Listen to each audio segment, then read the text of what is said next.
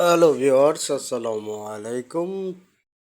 মাধবপুর থেকে শুভেচ্ছা জানাচ্ছি। আমি লতিফ মণ্ডল ব্লগ থেকে। দেখেন একটি গ্রামীণ জনপদ, যেখান দিয়ে এটির সিলিং হয়েছে, কিন্তু এখানে এক সময় কিছুই ছিল না, রাস্তাঘাট। দেখেন এখানে রাস্তা হয়েছে, মোটর সাইকেল যাচ্ছে।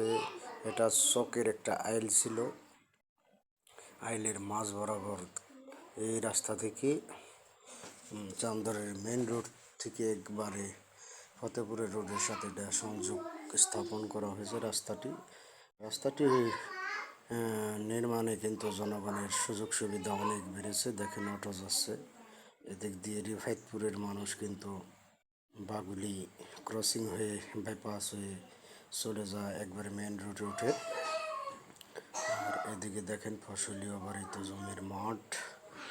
এই ফসলের জমির মাঠগুলো কিন্তু এই রাস্তার কারণে ধীরে ধীরে দাম বৃদ্ধি পেয়েছে। আসলে রাস্তাঘাট হলে কিন্তু জনগণের উপকার, ক্ষতির চেয়ে উপকারই বেশি। কারণ রাস্তা হলে জিগির আলী আমাদের, দেখেন জিগির আলী কিন্তু হেঁটে হেঁটে তার কর্মস্থল থেকে বাসায় ফিরছে। যাই হোক, কর্মব্যতীত কেউ কিন্তু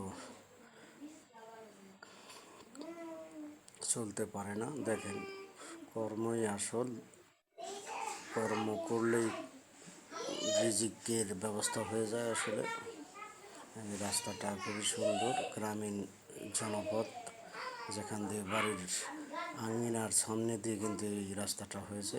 সামনে কিন্তু ফসলি জমির মাঠ অবারিত মানুষ। এই রাস্তাটা হনে অনেকের রাস্তা চকের যে ফসল রয়েছে সরাসরি বাড়িতে নিয়ে আসতে পারে গাড়ি দিয়ে।